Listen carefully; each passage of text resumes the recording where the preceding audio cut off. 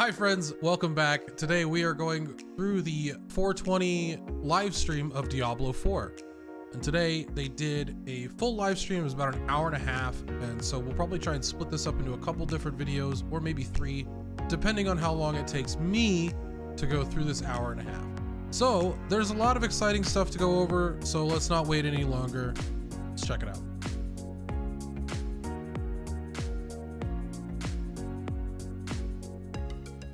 Real quick, I wanted to say that my last video concerning Diablo 4 was generally pretty divisive, and I think I know why. 1, my title was clickbaity. 2, I'm pretty opinionated when it comes to video games in general and hypercritical. Because of what I've been through as a gamer for the last 30 plus years, knowing what we came from, old video games being sold as complete products and new video games being basically beta tested by the first people to step into the door of the video game.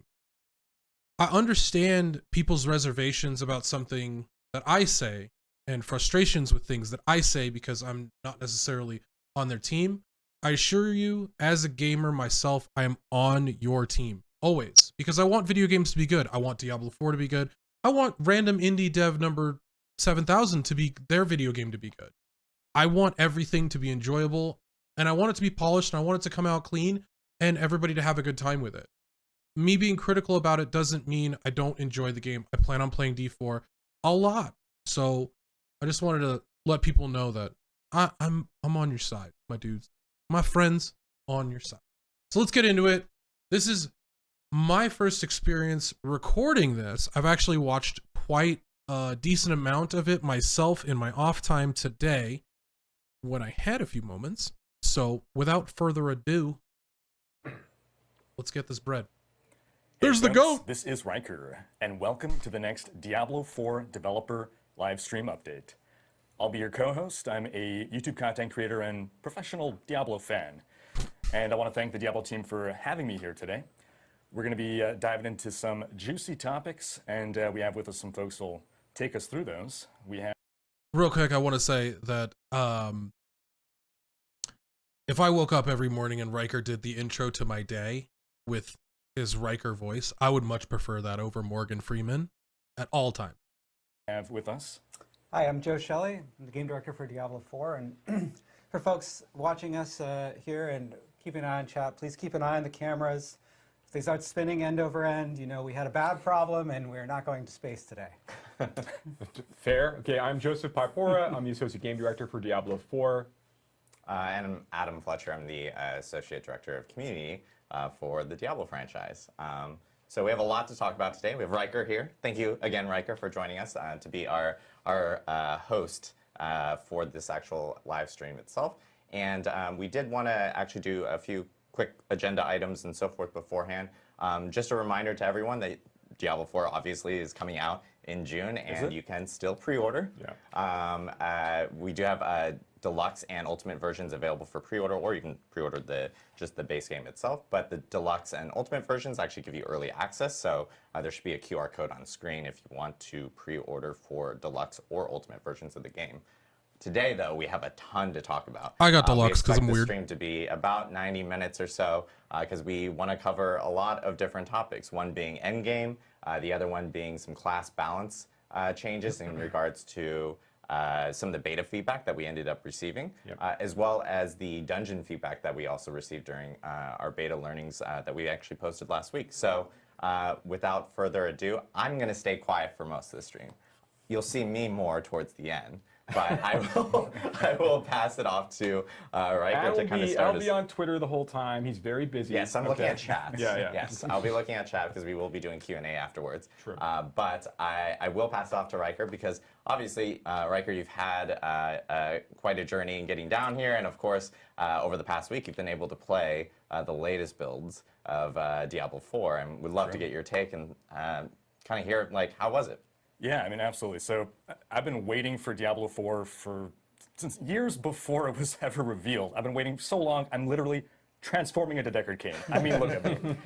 So yeah, when you reached out for the chance to... This man's a national treasure. Protect him at all costs. Come to the offices, play the latest build, then getting to come here, getting to experience it, getting to talk to some awesome people who gave me awesome insight into the build, into the systems, and get to play with decked out characters, endgame builds, seeing all the synergies coming together with the items, the Paragon boards and everything. It's really been a blast.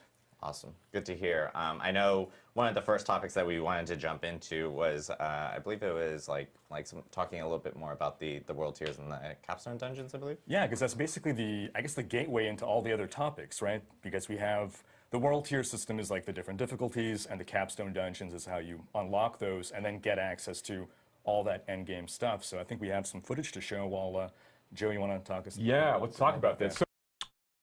Real quick, so they're talking about what they're going to be seeing at level 50 beyond after you clear your capstone right here, or the dungeon itself. Whereas, like, we've already faced that difficulty, and a lot of people were saying that veteran was too easy. And real quick, want to touch on that, which veteran itself was easy because of how much loot we were getting. Like, as a level 25, we were pumping out 10,000 damage hits because we had fully kitted characters. That won't be the case the next time we play the game. We're going to have a lot longer of a journey of upgrading our characters and getting new loot, getting gear, and figuring out the systems that are in front of us, including the Paragon system, which they touch on later in the video. So yeah, I guess the first thing I want to talk about here is when players are going through the base game experience, they're finishing the campaign, they reach level 50, they get to move into their first world tier content, which is the Nightmare tier. But before they gain access to that, they actually are going to have to go through what we call one of our end cap dungeons. These are longer and more challenging dungeon spaces that have big boss encounters mixed throughout. They kind of serve as like milestones where players are expected to pass in order to gain access to that next world tier. Now, Rhykker, when you were playing, you had a chance to actually check out your first end cap dungeon, at least as part of this test. Like, what was your experience playing through this? Yeah, so the first end cap dungeon, all right. I was one of those guys who was saying veteran difficulty is too easy, crank it up. So end cap dungeon, I think the first one, it's recommended level 50. I was level 45, thought I was a hotshot, went in there. It was a humbling experience. That's how I discovered that, yeah, if you die enough times, you got to go back to town to repair your gear. So hardcore players beware. I had to learn like boss mechanics. I don't know if you guys saw that in there, but they used 3 pots in this one basic fight to fight Lord Ishambird Snowblast? Okay. So this is an elite that they're fighting at item or at level. Probably not at maximum like item level for what you could be here, because you're only doing like 2,000 damage per hit. And also, this isn't the end of the dungeon. Like, this isn't the main boss from what I can see. Looks like there's still enemies around in this top area over here on the minimap. And they're pumping through pots. So that's a good thing to see. It also shows Druid, which I'm excited about because Druid was kind of hated on pretty hard in our first beta experience. So showing that Druid can be really, really cool, I think is a good thing. Back to town to repair your gear. So hardcore players beware. I had to learn like boss mechanics, study, adjust my build, and eventually put my tail between my legs, go power up a bit more before trying it again. But then conquering it felt like a really great achievement. Very satisfying. Yeah, these aren't really spaces we expect players to want to go and like try to farm and try to get a lot of things out of. It's more these are milestones, gates for players to pass or to gain access to that Nightmare tier. Once the players actually get into this next world tier 3, they're getting access to a few new features. We're going to talk about a number of them today. So you'll start to see that areas of the world are going to be affected by the Helltide system. You're getting access to Nightmare dungeons. You're going to start to see unique items begin to drop in different parts of the game. And then you're going to start to see sacred and ancestral items also begin to appear in World Tiers 3, and then particularly in 4. And also, in addition to those things, the world, of course, is becoming more dangerous as the players step into Nightmare and Torment tiers, World Tiers 3 and 4 respectively. Monsters can do more damage. They are going to be more aggressive. There's a number of changes. Joe, do you have any thoughts on like some of the changes that we made to monsters in World Tiers? Yeah.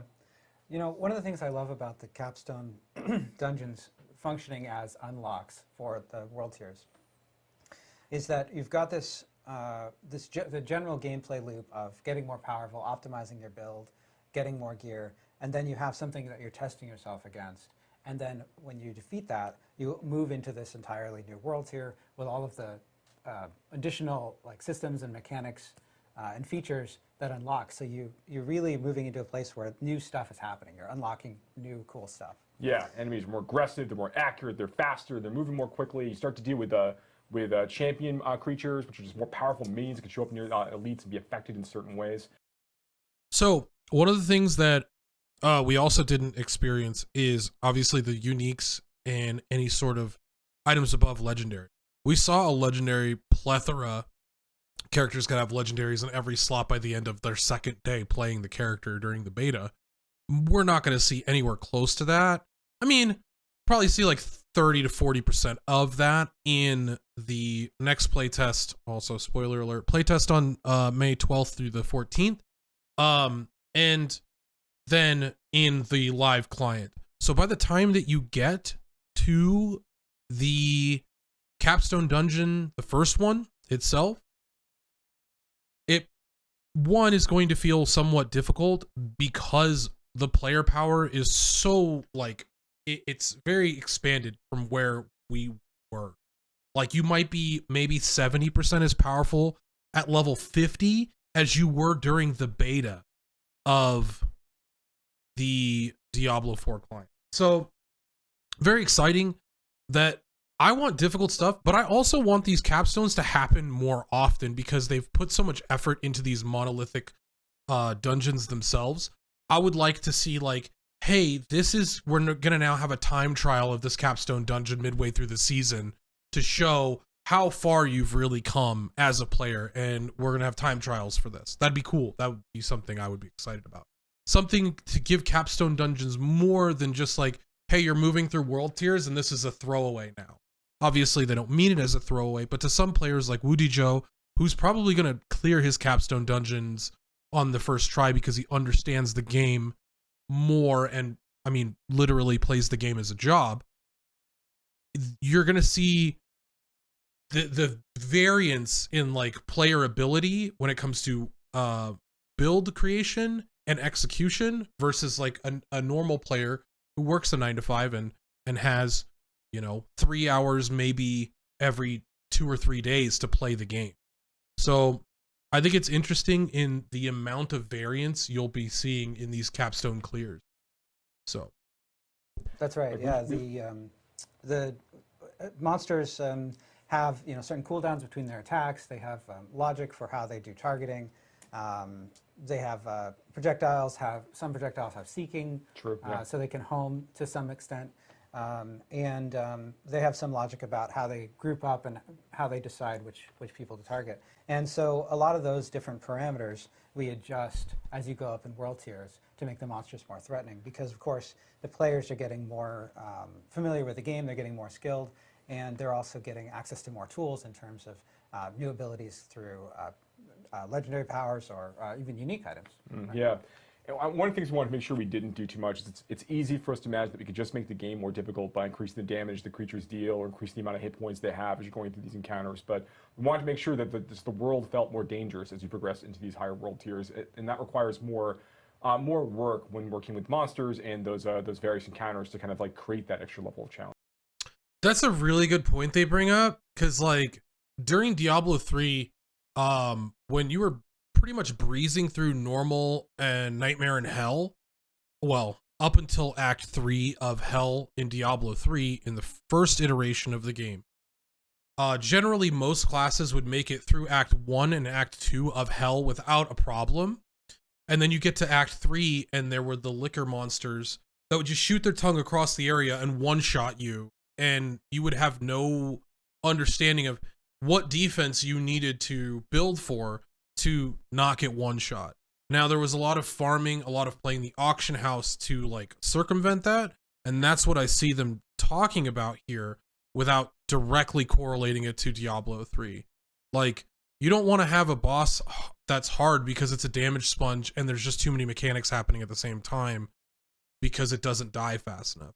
You want to have a boss that's difficult because it challenges the players to use all of their skill to maneuver around the field using their dodges to get out of the way of CC, using their player mechanics to actually defeat the boss. This is like a good thing that like equates to like Elden Ring. Like generally, if you can fight a boss, you're going to be able to kill it, and it won't be such a damage sponge that it's just like impossibly long. So I think that's a really cool thing they're talking about here. Challenge. Did you kind of sense anything like kind of going from World Tiers like 1 and 2 into like World Tiers 3 or 4? Oh, I definitely felt it.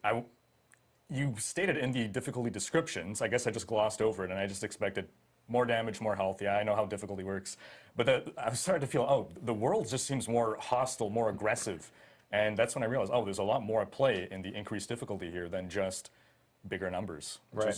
Another key thing, they talk about like monsters doing different attacks, which is something that's good, but I would like to hear something about monsters doing like visually distinct attacks, because in a lot of these games, there's so much clutter going around with you shooting spells, your minions, if you're playing Necromancer, like movement in general. It's really hard to pick up on subtle things, like an archer now shooting 5 arrows at you as opposed to 2, or something like that. You know, like that. I want some like visually distinct things that new monsters or new attacks from old monsters, you know, so that we can get a feel of what to see, what to look for. A lot of what happens in ARPGs like this is people are so hyper focused on their character that they're generally not seeing what's going on until they're so comfortable with their character that they can look around and see what's actually happening and what to dodge.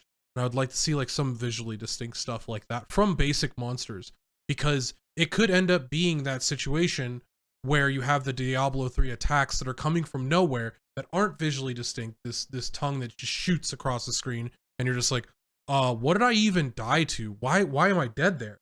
And then you start to feel like, rather than it being a sponge, it's just unfair. And I would like for them to avoid that. Nice. There's one more thing I want to talk about with regards to World Tiers as well. And this is I'm very excited about this talk in general. I've been waiting to have a lot of these conversations and with the audience, they can kind of convey some of the more interesting depth and complexities associated with some of the systems. So in World Tiers, you gain access to two new sets of itemization tiers. In World Tier 3, you gain access to sacred items. They're going to appear for you. And then World Tier 4, you gain access to ancestral items that could be dropped for players as they're going through those spaces. Now, with the players leveling up from 1 to 50, the items that you're getting from monsters that you're killing are going to be, the power is going to be based on their strength and level. So if you are, you're playing in the beta and you're killing level, 35 monsters for whatever reason, and you're going to be getting slightly more powerful gear as a result of that, because the monsters are more challenging and they're going to be dropping better gear for you. But once you have reached level 50, and that basically that flow means that as you're leveling up and you're fighting more challenging things, you're going to continue to like slowly upgrade all of your gear over time. You'll find a ring here, and a helmet there, a pair of gloves. That's great. That's how we want you to kind of like get exposed to itemization systems as you're progressing through initially in the game. But once you get into World Tier 3, things change a little bit. So items that drop you have a chance to be sacred. Not every item in World Tier 3 is sacred by default. The higher the level of the creature that you're fighting, the more likely the chances that items dropped from that creature will be sacred in nature, or also based on the kind of content you're completing. But sacred items, when they drop, they drop at a very large range in terms of the power that they can have. So you could get into World Tier 3, you could kill a pack of elites in your first dungeon in World Tier 3 at level 50. And you can get an item out of that group. Maybe it's a rare item that drops up from that group that is powerful enough that could serve a level 70 character.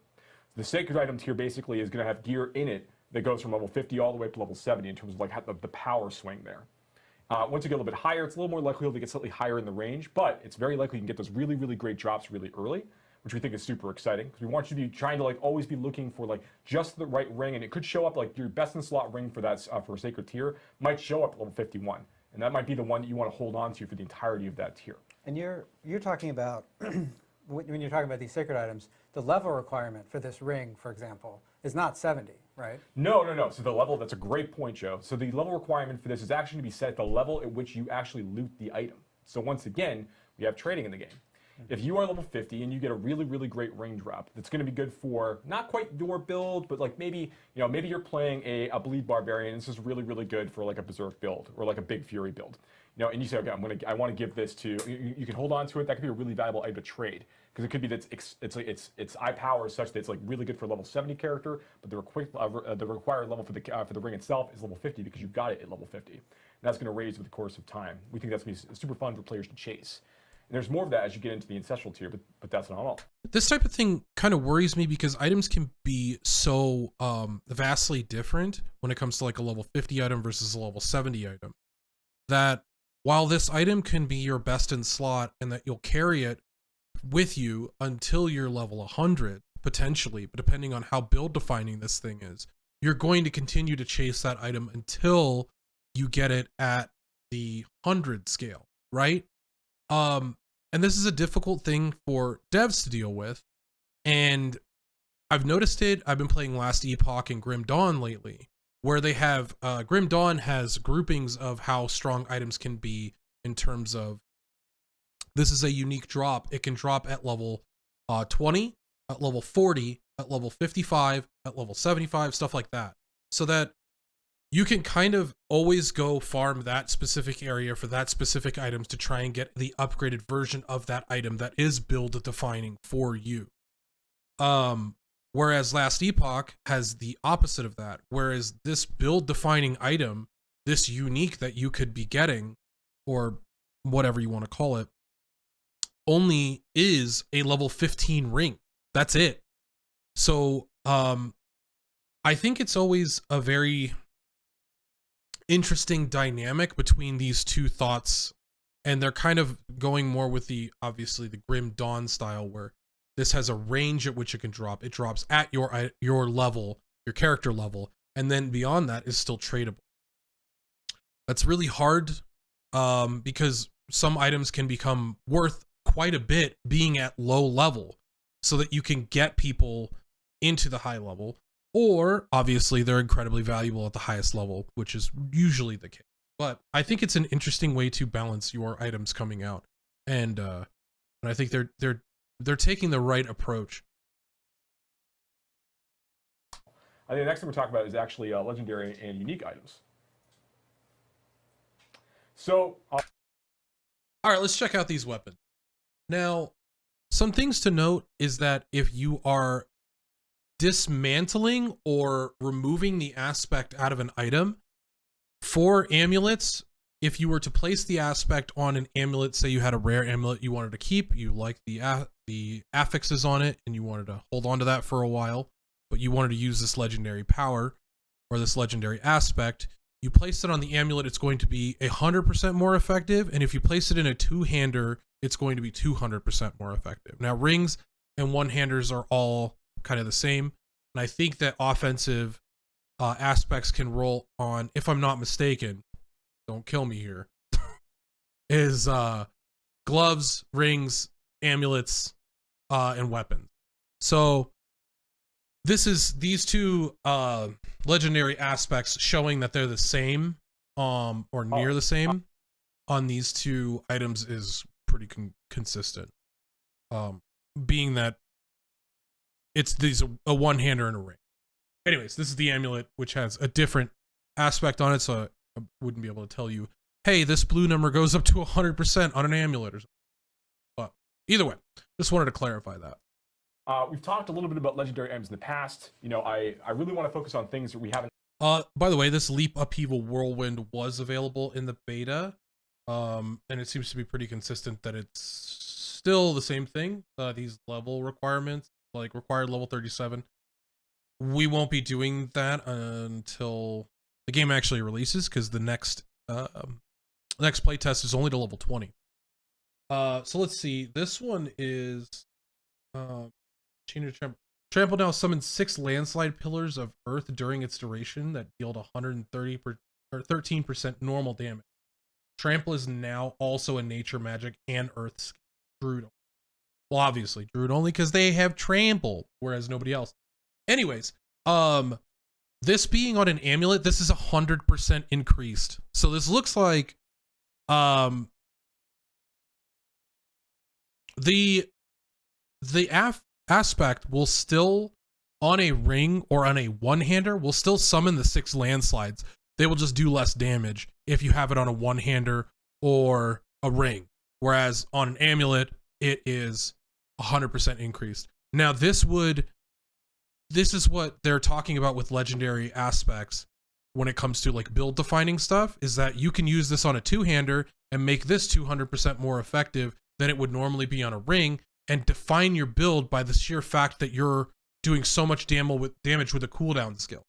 So it's one of the aspects of the game. I like the aspects. One of the aspects of the game that I do like the most. I spent a ton of time discussing, but to give a general overview, you know, legendary items in general are attached to like legendary powers. And these legendary powers, or reverse, legendary powers attached to legendary items. Legendary powers basically are designed to appear on multiple different slots. So, you know, an aspect might appear on an amulet, but it might also appear on gloves, or it might appear on ring, or it might also appear on weapons. These things have a tendency to be in a lot of different places based on the power itself. And we like this because it let players like extract aspects and powers from items and put them into other items that meet these certain criteria. It's fun because we want players to go and be chasing certain fantasies. It helps them kind of like hone in on certain kinds of builds and gets them excited about the potential of like kind of taking all these different Legos and kind of putting them together. Can I say Legos on stream? Yes. Legendaries, yeah. Legendaries is what I'm talking about. So once you get all of these legendaries together and you put them together, that's gonna be really, really fun. So that's part of the fantasy we think of legendary items. Did you actually get a chance? I want to just throw it out there. Lego, don't sue Blizzard. Please don't sue them. We need this game to come out. You're going through 1 to 50. There's only a certain number of these that are actually available. But when you get into World Tiers 3 and 4, more legendary powers are available. Did you get a chance to see any like new legendary powers as you were playing? Oh yeah, I mean, I definitely got to see a variety of legendary powers. I got a certain number of drops. Drop rates didn't feel out of control, but you know, you guys gave me some pre-made characters as well that were decked out with builds, and I saw lots of cool synergistic powers that came together to really make a build flow well. And I think my favorite power was probably on actually a unique item, and it was for the druid. While we're here, I also wanted to check these out as well, because this is important to see. While Army of the Dead is active, your minions gain 100% attack speed, basically, and take 90% reduced damage. That as a legendary aspect is going to be strong now that they've nerfed minions quite a bit in terms of damage taken. They will become more paper-esque, and you will be using a lot more of your corpses to try and either keep them alive or resummon them. When you evade or shadow step, evade being your spacebar, you leave behind a cluster of exploding stun grenades that deal 150 damage. This is on gloves, yep, and total physical damage, and stun the enemies for 0.5 seconds. Half-second stun is always pretty sick, and those probably are going to be really, really dope in PvP, because shadow step being as good as it is, most likely for PvP, you could shadow step onto a target and then evade and then get guaranteed stun, get guaranteed damage there. Always seems like Rogue so far has all of the answers for what PvP is going to be looking like. Just to me as a PvPer, that's just me being a sassy bitch. Anyways, crits with core skills increase your attack speed by 25%. That goes up to a max of 25%. That's a good roll on that legendary aspect. Core skills being your spenders. Most classes going from their basic attacks, which is generally like used on your left click, and then your next ability that you get is usually your core skill or your spender. That was in the beta as well. It didn't seem all that fantastic for this iteration, but we were also just looking for big numbers for the most part and consistent damage, because core skills weren't always consistent with their damage unless you could keep your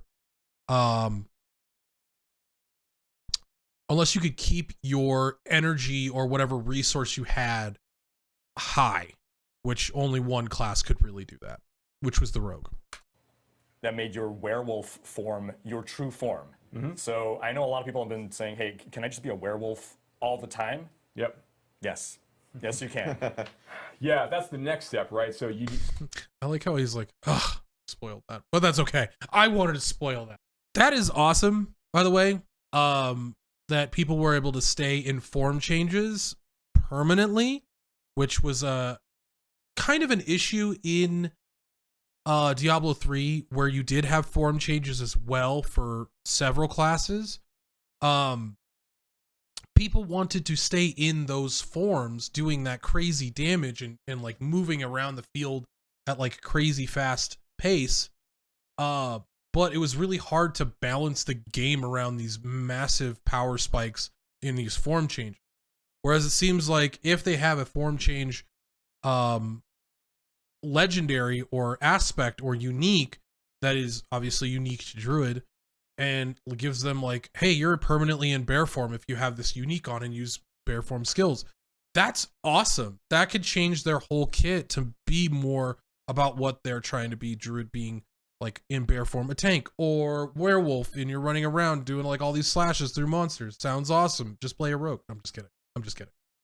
Play Druid. So it sounds awesome. Items. So unique items only begin to appear when players enter. All right, whenever penetrating shot damages an enemy, 2 additional arrows split off to either side. These arrows deal 50% more damage than penetrating shots base damage. Do not split. So basically you're shooting through and getting extra arrows to do AoE. Makes it a little bit better. And that's on a one-handed bow, one-handed crossbow there. This is on a focus, also one-handed. So again, these aren't the boosted versions. Your casts of charged bolts have a 22% chance to be attracted to enemies and last 300% long. Charged bolts generally wasn't all that used during the beta, but there probably will be some way to use it for a later build. We'll see how this is later on. The nightmare. So also, I'm sure you're noticing that I'm not talking about the affixes on the items themselves. I'm just looking at the legendary affixes and aspects. A lot of this stuff is going to be re-rollable, so you'll be able to remove it from the item once. I think you could per item you can remove one, change it to another, re-roll that aspect to create the more build defining item for yourself. But that's later anyways. Quick hint, if you are looking to play during the next test, which is again May 12th through the 14th, and you have a legendary that you want to break down into an aspect, and you also want to put it onto a rare item, if you re-roll one of these secondary affixes before you put the legendary aspect on the item, it's 1, cheaper, and 2, possible.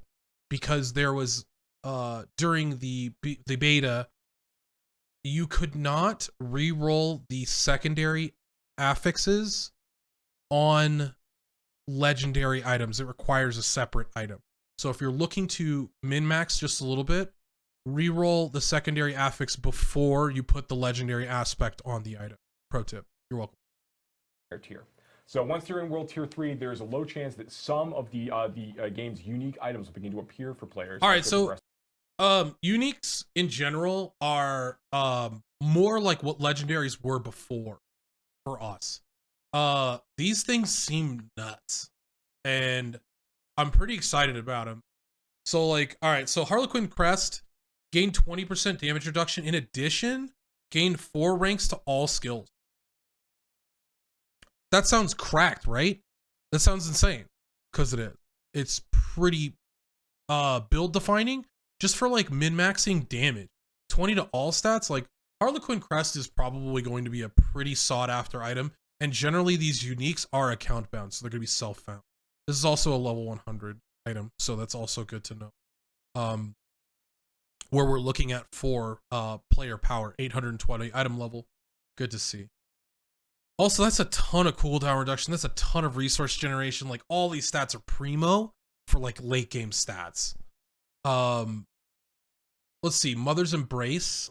All stats, lucky hit, crit, strike damage, overpower damage. You probably don't want that depending on your build. If blood necro. Anyways, if core skill hits 5 or more enemies, 35% of the resource cost is refunded. Not a PvP piece. Like, obviously Harlequin Crest is a PvP piece. Because of it's just a general all stats item and gives you stuff and damage reduction. Like, holy crap, that item. But Mother's Embrace does not seem like it would be like that. This is just like wave clearing and stuff like that. Let's see. Temerity? Temerity? While injured, your potions also grant 30% move speed. That's pretty good. It's all right. All stats, potion drop rate, lucky hit chance, 5% chance to heal life. Interesting. I did not see that before. I didn't see that roll almost at all now that I kind of think about it. Maybe I just wasn't looking for it, but healing received I did see during the beta. Effects that heal you beyond 100% life grant you a barrier of up to 44% of your maximum life for 8 seconds. Seems really good in PvP. Really good in PvP. You could pre-pop a potion and start like ticking your health up a little bit and getting that barrier, and your potion's not wasted, and your potion goes on cooldown, and you're already starting the fight with a net gain. And a socket. Adding socket. I think we'll add another socket to that. I think pants can have 2 sockets. These 2 items seem insane. Harlequin Crest and Temerity look pretty nuts. This experience, and they're very, very rare. You know, these are huge chase items and opportunities. There, some of them are really important for build making. Some open up a whole different. We got more. I thought it was only gonna be those 2 or 3. Sorry. Blood Artisan's Curious. Big armor. 13.5% of damage for 4 seconds after picking a blood orb. Oh, plus damage, sorry. Plus 14% damage for 4 seconds after picking up a blood orb. More blood orb healing, more armor, 3 ranks of bone spirit. This is, when you pick up 5 blood orbs, a free bone spirit is spawned, dealing bonus damage based on your current life percent. Normally, bone spirit is based on your current essence when cast. This is also from 10 to 5 as a roll. Like you getting 5 blood orbs, the difference between I want this to be more consistent. Because this seems pretty insane, like as a power spike of an item, for you not to have it consistently at 5. Because getting this and having to get double the blood orbs seems kind of weird. Like, that's just a 50% damage decrease? If you got that unlucky but still got the item, that feels kind of bad. I don't like that as much, but I think the item's okay. It could be okay. Word of Hakan. Resist all non-physical ultimate skill damage, which I did see that roll. Critical skill damage with imbued skills. Interesting. With ranks of imbuement. Okay. Your rain of arrows is always imbued with all imbuements at once. Huh.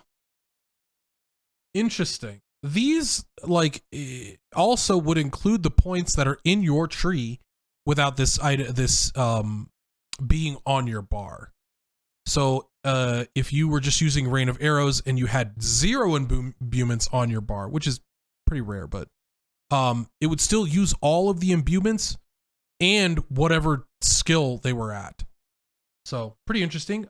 Fireball now bounces as it travels, exploding each time it hits the ground, but its explosion deals 65% less damage.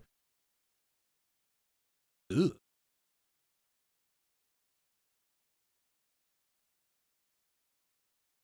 Okay. Opportunities for players to go and pursue. These are things that are designed to be really exciting, like what you suggest there when you have that experience trying to gather the werewolf. The ability to stay in werewolf form effectively forever with that druid unique. Really cool. Here we go. More. Sorry, man. I thought there were 3. Let's see. This is a 2-handed mace, so this is pretty insane. Overpower damage. This is a druid. Oh, this is barbarian. Okay, if you're going in overpower, but that's a lot of overpower damage. Wow, that's a lot of overpower damage. Physical damage plus 26%, which is huge all around the board. That's like it's god roll. Damage to injured enemies. Injured enemies is below 35% health. And crit strike chance against injured enemies, again below 35% health. Whenever you see the affix healthy or injured, again below 35% health. Healthy above 80% health. Death Blow creates a shockwave dealing 24% of its base damage to enemies. Enemies who die to this effect also reset Death Blow's cooldown. Dang. Okay, that's sick wave clear. If you find the right dungeon, you could be taking this into that dungeon to just be a speed clear barbarian. Seems interesting. Waxing, what? Gibo? Is that what that is? Gibbous? A gibbous? Okay. Anyways, damage to healthy enemies, like I said, above 80%. Crit strike damage to close enemies, that's within melee range. Damage to injured enemies below 35%. Life on kill. Gain stealth for 2 seconds when killing enemies with shred. Breaking stealth with an attack grants ambush, which guarantees critical strikes for 1.9 seconds. Wow. That seems so sick. Like, dang. What? Werewolf? Better stealth than rogue? Down. Cool stuff. And there's more of these. Interesting. Over the course Very of the interesting. level progression as well. You know, I think I saw Shaco earlier there in the list of unique items. That's correct. Shaco does make a return, and there's lots of opportunities for us to basically kind of pay homage to items that came in previous versions of Diablo, previous entries in the series. You'll see a number of different items make returns. Shaco being Harlequin's crest, by the way. Or Harlequin crest. Yeah. Items like Grandfather, Shaco, obviously. You'll see a few familiar, and then a few familiar favorites, and then more over the course of the game's live development. Also, this is a good way for people to kind of see the new font changes and so forth that yes. based off the beta learnings that we actually ended up posting last week. Yeah, we'll get more into the beta learnings later in the live stream. We'll go over them in a lot more depth. But yeah, absolutely, the font was a great example. I mean, I think we added at least 20% more serifs to the Yeah. More serifs. Significantly more serif, yeah. But no, seriously, people pointed out that the font, while highly readable, and we spent a lot of time thinking about, how the game is going to display on all kinds of different screens, different aspect ratios, TVs, right? And so we want the font to be highly readable in all of those situations. But it didn't feel as much like Diablo as it could have, and so we went back and looked for a font that was still highly readable but had more of a Diablo thing. And it's just a great example of players pointing something out and us being able to react to it. What's the next thing we want to talk about, Rhykker? They're going to be talking also about widescreen monitors, how widescreen monitor players in a little game called Lost Ark had an actual advantage over people that didn't have widescreen. I assume that's very similar to what's going to happen in Diablo because the aspect ratio, it's just really, really strong looking in a widescreen of 21:9 rather than 16:9. I play on widescreen personally, or ultra wide, because of being a top level Lost Ark PvPer. It was almost required in certain scenarios if you didn't already play at 21:9 in the first place. Being able to see like 20 to 30% more of your side screen was very, very important. Anyways, you were able to use that part of the screen in the beta, and they apparently have fixed that and made it so that you have limits to how far you could teleport or summon a Hydra or something like that, which is what you would have seen in PvP, which they already have said they don't want to balance in the first place, was people just popping in from the side of your screen and just slamming you before you could do anything. So we'll see how they affect that in the next playtest. What do you think? Well, so we have all these legendary items. One semi-deterministic way to farm for them, Helltide. It's an activity where, well, I guess you can dive into how exactly you can target farm specific item slots to hunt for specific unique items. And it's going to be one of the main endgame activities that we'll be partaking in, right? Yeah, absolutely. So as I mentioned before, once the player gains access to Nightmare Torment tier, they are going to Nightmare tier. They're going to start seeing some of these new activities. One of them, which is Helltide. Helltide is basically going to be the situation where as you're running in through the world of Sanctuary, the sky turns red, blood begins to fall from the sky, new monsters begin to appear, everything is more challenging, new events are going to start showing up, and importantly, as you're killing creatures when you're within one of these Helltide areas, you're going to be getting what we call cinders. It's this new currency players will be able to collect while they're specifically within these spaces. And this is great because you get to take these cinders, and as you're wandering I like how they're picking up items, but the inventory's full, so it's just popping the items back out. And this person's probably like, oh shit, well, we're recording. How am I supposed to go back and check these items? Damn it. I just wanted to look at my items. through the overworld, you might be running on your other Love players. You might be like Love helping it. them do events together. Everyone's getting their own cinders as they go. You'll be looking for these Helltide caches you can see here. That cache looks insane, by the way. You've got four people, bodies, or sorry, 8, 4 or 2 on each corner. Opening this chest, like, that's so ridiculous. Anyway.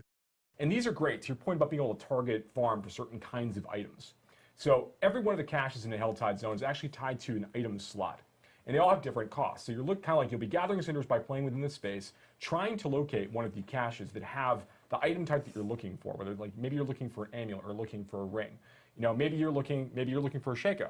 So you're looking actually to go find a helmet cache. And you want to keep trying to go after the helmet cache and the rare, desperate hope that you're going to get exactly the unique item that you're looking for, right? That's cool. We want to give you some of that opportunity, to give you that opportunity to target farmer a little bit. But there's actually a little bit of fun there too. So one of the things that's like one of my personal favorite parts of the Helltide there's the idea that the players there's like an extra set of stakes, right? When the players running around with these cinders, they have the chance if they die, they're going to lose about half of their cinders every time they fall. And they don't drop on the ground; they're gone.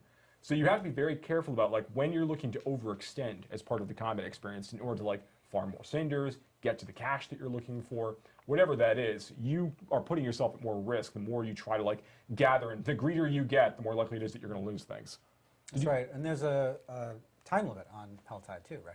That's right. Helltide is only active, like the Force of Hell only like arrive for about an hour during when they are actually active. And different areas of Sanctuary are picked for Helltide Zone each time it rotates and moves around. So you need to make good use of your power. And if you leave a Helltide Zone, those cinders are gone. You have to spend them. So if you see that the clock is ticking down, you're getting 5 or 4 or 3 minutes away from the end of the Helltide, you got to find yourself a cache to kind of deposit those things. Yeah.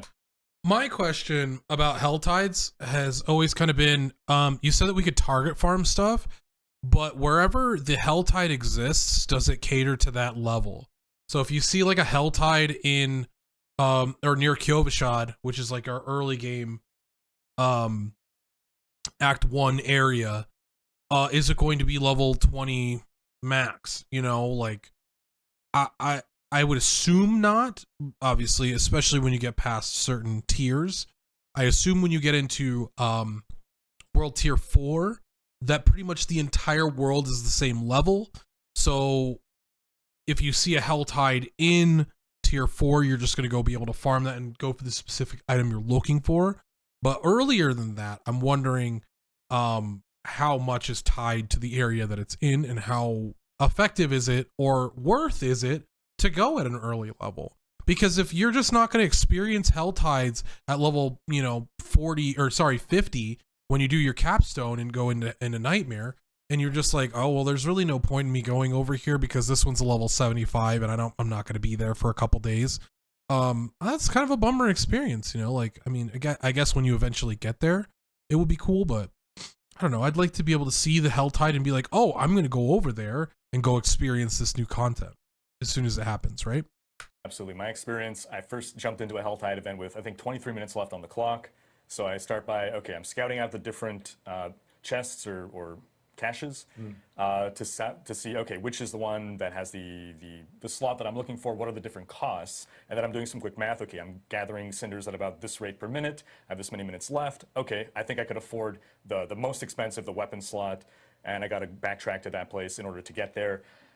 And then I died. And I'm like, okay, recalculating. Yeah. Okay, how much time do I have left now? And okay, like okay, GPS, so quickly. Yeah. And then I died again. And like, better luck next time. Another hour before the next one comes around, I'll have a better plan this time.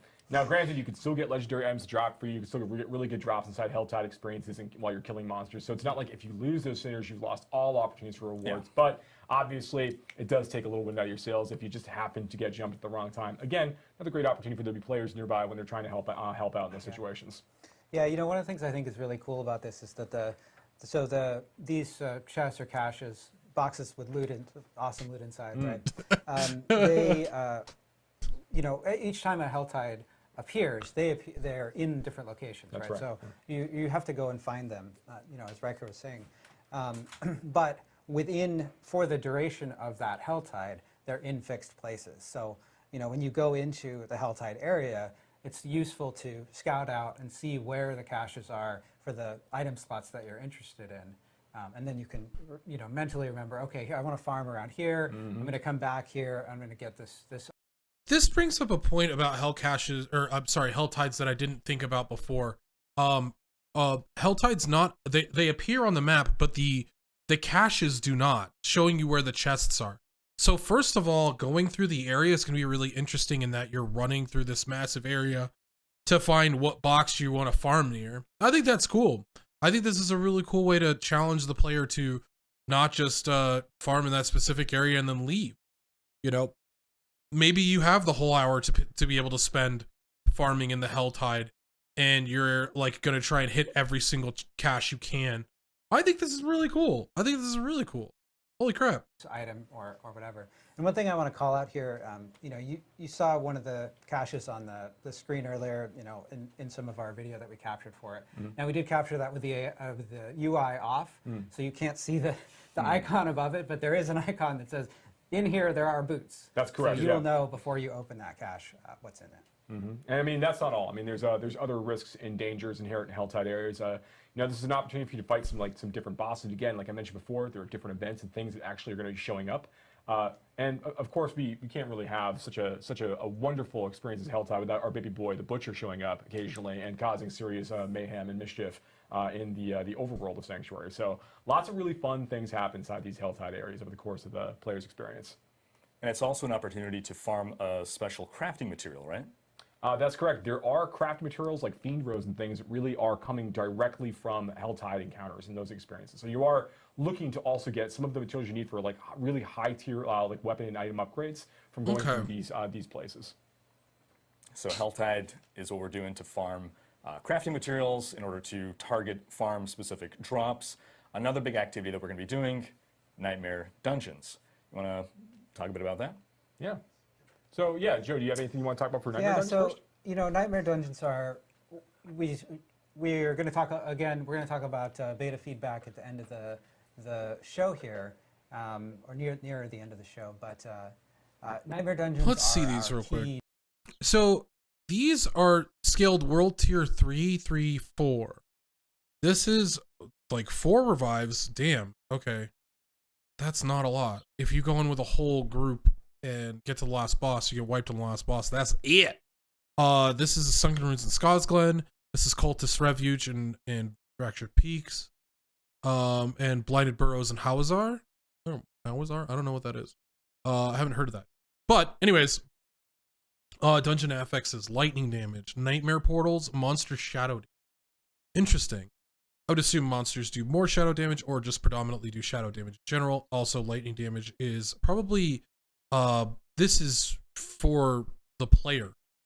So the green's probably for the player. Reduce cooldowns on kill, control impaired explosion. Like movement control. I mean, I imagine if you freeze a monster, it explodes. Or something like that. Stormsbane's Wrath. Probably like reduction in lightning damage. Monster attack speed, monster shadow resist. Weird. Why? What's Stormbane's Wrath then? And unstoppable monsters. You can't even. Oh my god, you can't CC monsters. That sounds like terrible Nightmare Dungeon. The later part of the game, right?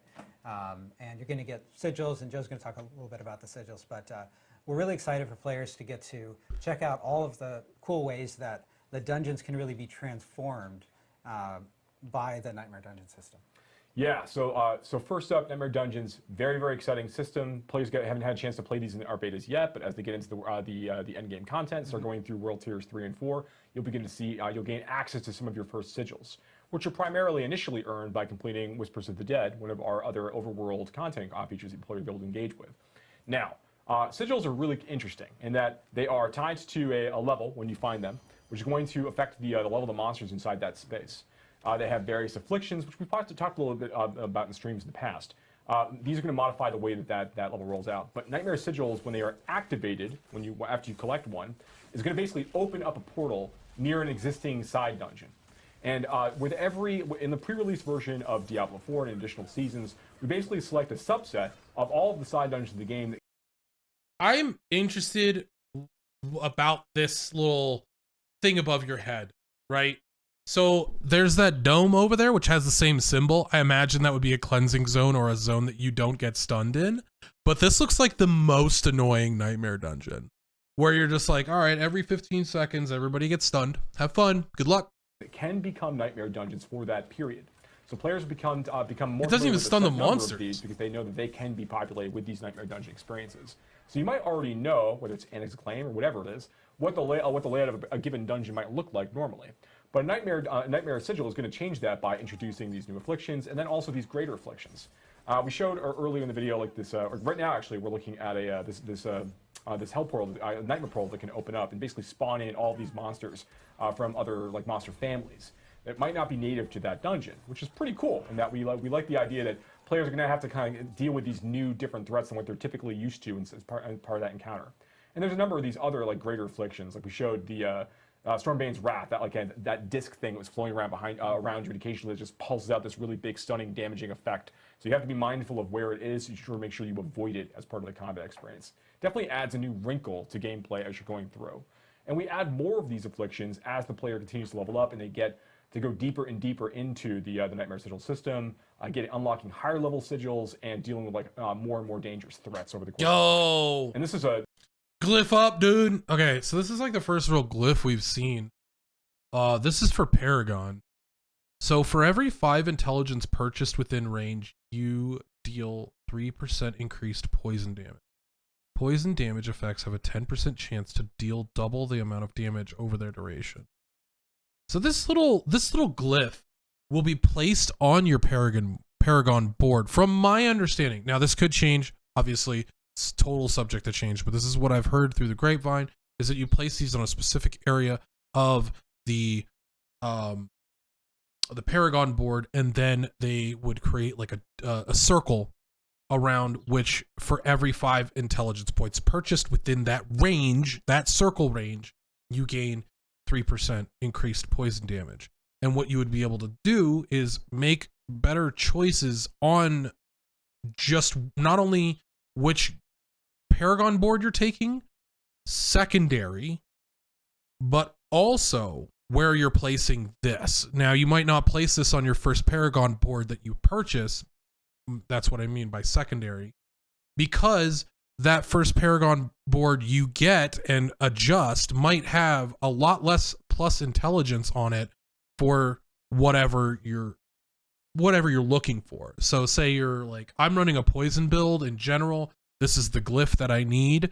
And then I'm going into the poison variation Paragon tree. You wouldn't place it there because chances are it has a lot of dexterity on that board anyway. And the next time you get to another board, you can make that board worth more to you, even though it's not the legendary Paragon affix you're looking for. So these glyphs, I think, are pretty sick, and it's something we didn't know about until pretty recently.